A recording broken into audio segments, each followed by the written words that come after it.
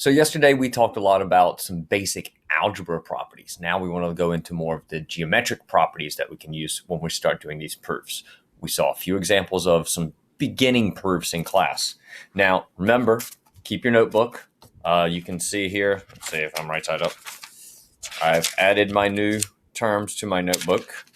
So I've got all the new terms in here. In fact, let's switch cameras so you can see that a little easier. So I've got all my new terms in my notebook that I added. These are all my algebra terms. And now I'm going to add new terms for today because we're going to talk about some geometry terms now. Line and angle properties. Now, segment addition, we've actually already sort of seen happen when we did constructions and we were adding a segment and another segment. So segment addition says for any segment, the measure of the whole thing is equal to the two non-overlapping parts. In other words, if you've got a segment, draw a picture here, segment A, B with some point C in there, in between there, then what we can say is that AC, segment AC plus segment CB equals segment AB. So that's adding the segments together, piece and a piece, to get the whole thing, okay? Angle addition works the same way. We can take two angles and add them together. These are generally adjacent angles. So I'm going to create my angles here. And we'll call this A, B, and C, and we'll call our vertex D. So angle addition says that angle ADB plus angle BDC will give me angle ADC. So this angle plus this angle gives me the whole thing. Remember, angles are not the rays. Angles are the space created, basically. Okay, so adding this space plus this space gives me the whole space. Parallel line postulate, we've talked about this before, that if you have a line and a point not on the line, there is only one line you can draw through that point. That was not really through the point there. That will be parallel to the new line. We've talked about that one. That's the one that allowed us to draw those extra lines sometimes. Perpendicular lines form right angles. That's actually the definition of perpendicular lines. So if we know that a line and another line are perpendicular, then they make a right. If, let's give us some segments here. A, and it doesn't have to stop. It can go on. B, C, D. So A, B, perpendicular to C, D.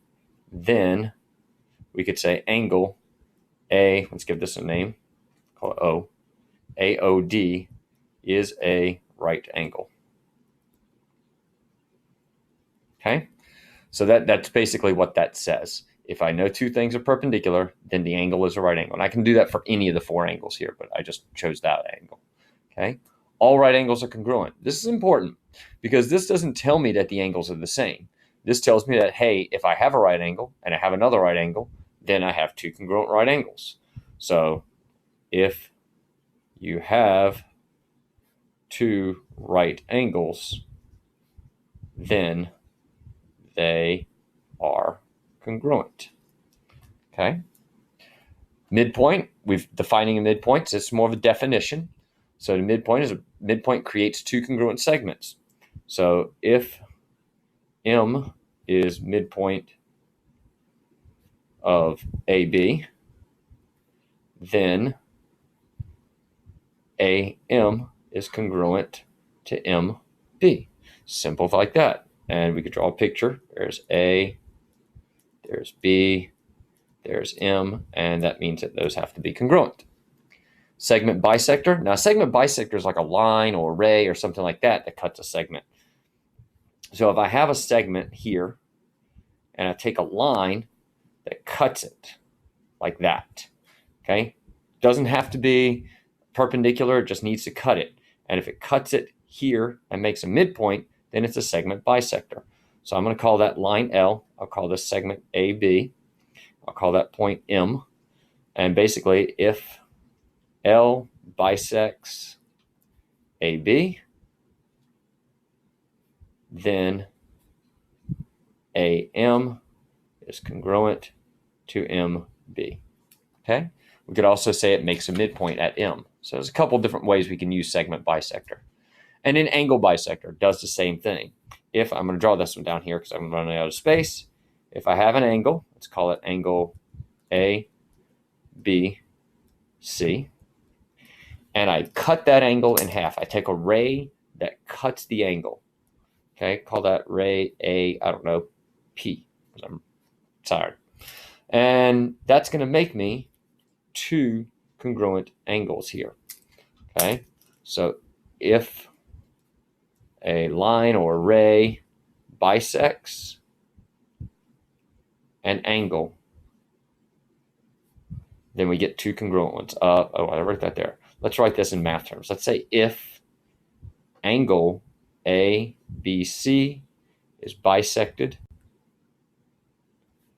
by ray BP, then angle ABP is congruent to angle PBC.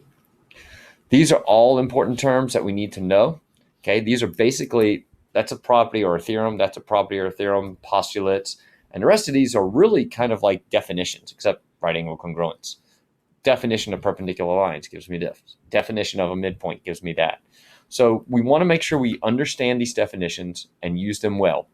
Okay, take these, write them back into your notebook where you're putting all your dictionary together, and we'll come back tomorrow and take some look at some problems using these. And we'll start getting more into geometric proofs. Okay, got some problems to figure out, just a couple questions to answer, write the appropriate answers, and you should be good to go. See you tomorrow.